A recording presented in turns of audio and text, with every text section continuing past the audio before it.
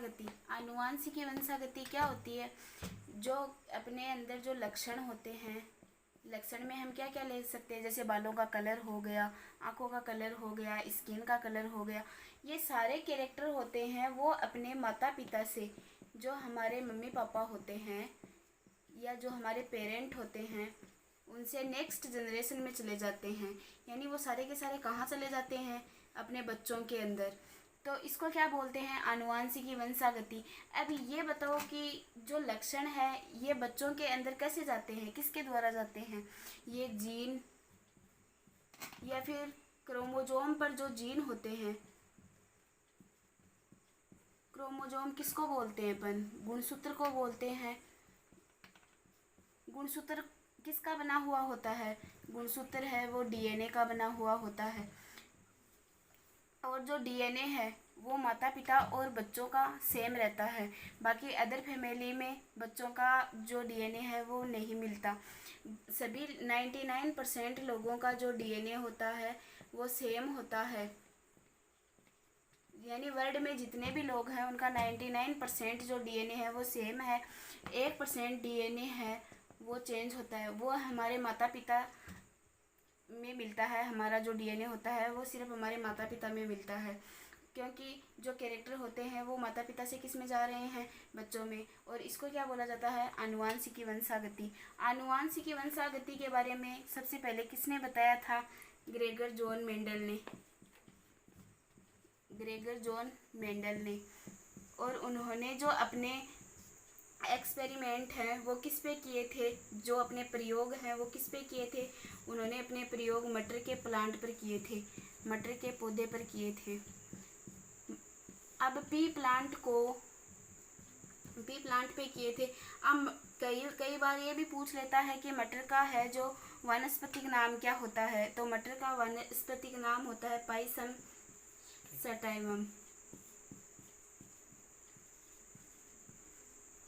मटर का botanical name होता है पाइसम सटाइवम। अधिकतर एग्जाम में पूछ लेता है एग्जामिनर।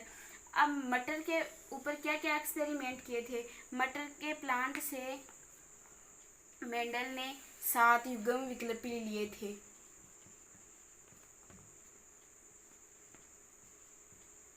7 युग्म विकल्पी लिए थे। अब वो 7 युग्म विकल्पी कौन कौन से हैं वो देखो, जैसे कि बीज का कलर ले लिया,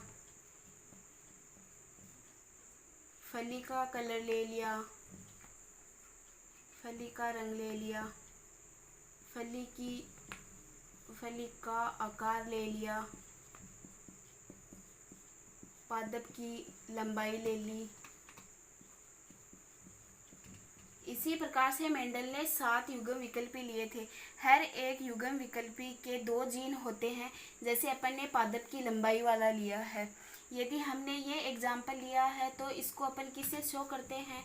कैपिटल टी और एक तरफ लेते हैं स्मॉल टी। यानी एक जो लक्षण होता है उसके 2 युग्म विकल्पी प्रेजेंट रहते हैं। अब यदि इसके अपन गैमेट बनाते हैं या युग्मक बनाते हैं तो युग्मक हमेशा एन फॉर्म में रहते हैं, यानी सिंगल सेल होती है, वो एकल सेल होती है।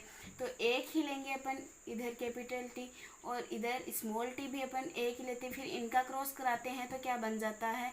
युग्मक। और ये क्या बन गया अपना? युग्मक। यानी नया प्लांट प्राप्त हो जाता है। इसी प्रकार जो मेंडल है उन्होंने 7 युग्म विकल्पी लिए थे जो अलग अलग हैं। फिर मेंडल ने बताया था क्रॉस के बारे में कि क्रॉस क्या होता है। अब क्रॉस क्या होता है? दो अलग अलग लक्षणों का जब हम संकरण करवाते हैं तो उनसे एक नया जीव बनता है, या फिर ये मान लो कि नया प्लांट बन रहा है, उसको क्या बोलते हैं अपन? क्रॉस बोलते हैं। तो क्रॉस 2 टाइप के करवाए थे, 2 टाइप के। कौन कौन से हैं वो देखो उनके नाम। एकल संकरण और द्विसंकरण। इंग्लिश में भी इनके नाम याद रखना, मोनो हाइब्रिड एंड